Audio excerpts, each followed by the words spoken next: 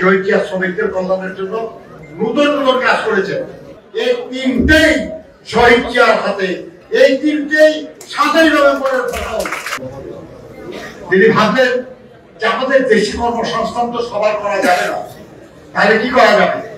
Middle ইস্টের যারা ছিলেন আমাদের বাদশাহ, যারা আমির, যারা তাদেরকে জিয়াউর রহমান সাহেবকে তারা সবাই খুব পছন্দ করতেন, সম্মান করতেন।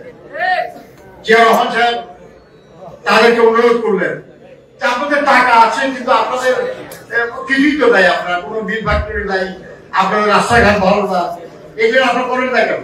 তারা বলতে আমাদের লোক নাই করার, আমরা পারি না। উনি বললেন যে আমি দিব, আমি ইঞ্জিনিয়ার দিব, টেকনিশিয়ান দিব, লেবার দিব, আপনারা কাজ করেন।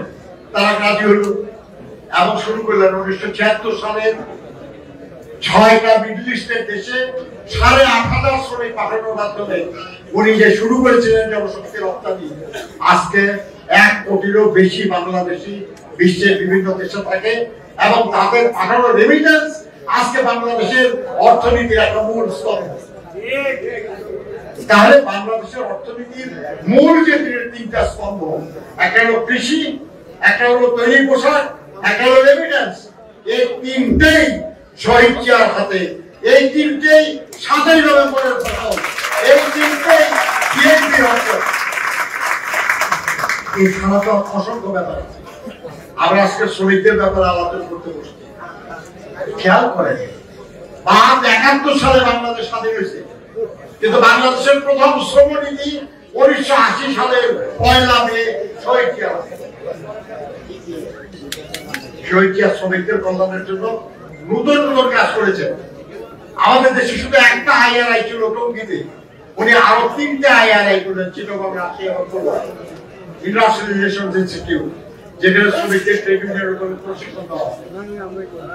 17টার মতন লেবার ওয়েলফেয়ার সেন্টার করলেন, যেখানে আগে ছিল সেটাকে কার্যকর করলেন। হেলথ এন্ড সেফটি মিউজিয়াম করেছিলেন। অনেক পরিকল্পনা ছিল তার।